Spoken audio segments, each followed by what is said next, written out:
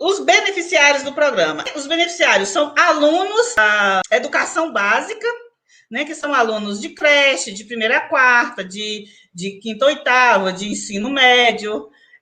Então, são alunos da atenção básica e alunos também do EJA, né, todos eles da rede pública de ensino, tanto estadual como municipal. E no caso do PENAT, repassar diretamente para os municípios, são os alunos da rede municipal, porque os da rede estadual são atendidos pelo recurso que vem do Estado. A transferência do recurso. O recurso ele é transferido aos municípios sem necessidade de convênio, de forma de fundo a fundo, do fundo federal para o fundo municipal, do fundo federal para o fundo estadual. Não há necessidade de convênio, é um programa e ele é repassado em 10 parcelas anuais. Então, o município recebe em 10 parcelas anuais, conforme o número de alunos informados no censo do ano anterior, né, que necessitam da utilização do transporte escolar, que residem em zona rural e necessitam da utilização do transporte escolar. Então, esses são os beneficiários. Agora, destinação e movimentação dos recursos.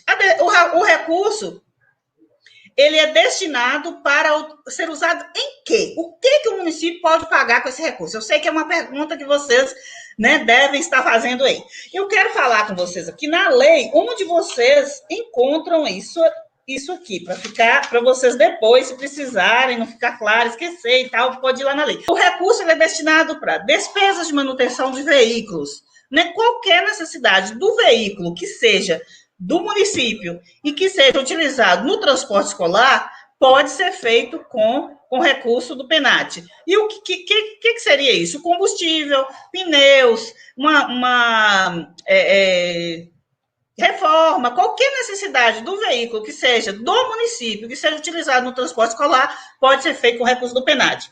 Manutenção de embarcações, não só veículos, mas tem município que utiliza embarcações, é a mesma coisa, segue o mesmo critério.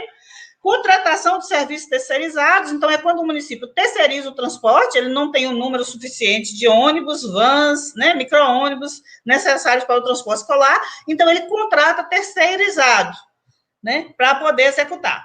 O conselho tem uma função extremamente importante aí nesses terceirizados, verificar se os ônibus têm até 7 anos, são ônibus mais novos, se os ônibus têm cinto, então isso é uma fiscalização que o conselho faz. E informa a prefeitura, se identificar alguma coisa, ela, aquele ônibus, eu já vi vários casos de conselho e falar com a prefeitura, falar com o administrativo assim, olha, aquele ônibus de fulano de tal, que está circulando na linha tal, está com pneu ruim. Os pais são muito bons nisso, nessa fiscalização, e aí a gestão pública corre lá, conversa com o prestador de serviço, pede para ele poder resolver o problema, né? Resolve o problema. Ele pode ser utilizado também para aquisição de passe estudantil, se existir uma linha ali fixa, certa, séria, municípios maiores deve ter, né? Então, eles adquirem os passes estudantil e doa para os alunos para eles utilizarem no período. Então, o recurso, ele é para essas ações que eu te falei. Agora, o recurso não pode ser utilizado em quê? Ele não pode ser utilizado em tarifas bancárias, em multas, e pagamento pessoal, por exemplo, não pode pagar o funcionário da prefeitura que dirige o ônibus da prefeitura com recurso do PENAT, entenderam? Ele também não pode pagar impostos que não estejam vinculados à execução do programa. Por exemplo, se contratou um terceirizado, o terceirizado ele tem que pagar INSS. Então, o ISSQN, desculpa, ele paga ISSQN. Se esse imposto é sobre o serviço do transporte escolar, pode ser pago com recurso do transporte escolar, né?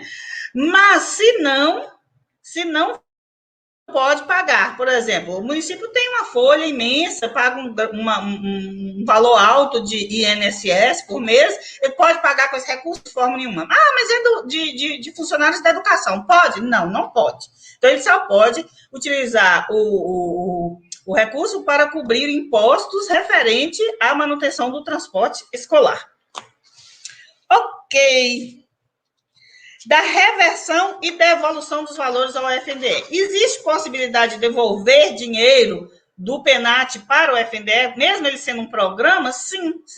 Existe suspensão, né, do recurso, em alguns casos, e existe essa devolução para o FNDE também. Quais os casos que requerem devolução para o FNDE? Por exemplo, se o município faz depósitos indevidos na conta do PENAT, né, havendo uma fiscalização ali, eles podem pedir devolução desse dinheiro. Pode ser acontecer de uma execução indevida. Então, gente, se o município fizer a execução indevida do programa, ele tem que devolver o dinheiro para o FNDE. Contratação de incorreções nos dados de cadastro nas contas correntes. Quando você tem dados errados na conta, então esse recurso acaba voltando para o FNDE. Então, gente, existe casos de devolução. Agora, quais seriam os casos de suspensão? Suspensão do recurso. O recurso ele é suspenso quando o município não prestou conta, por exemplo. Então, o município tem que prestar conta até dia 28 de fevereiro do ano seguinte do recurso do ano anterior. Não prestou conta, em março o recurso é suspenso. O município não recebe o recurso em março. Então, esse é o principal caso de suspensão. Mas, por exemplo, pode haver uma suspensão por causa de denúncia, né? Uma denúncia ao Ministério Público, o Ministério Público vem e pede para suspender o recurso para verificar as incorreções. Pode haver um caso também de o TCU faz uma análise da prestação de contas, identifica lá várias irregularidades, dá um prazo para o município corrigir. O município não corrigiu, suspende também o repasse, até que o município corrija. Então, são esses casos aí de suspensão ou devolução para o FNDE.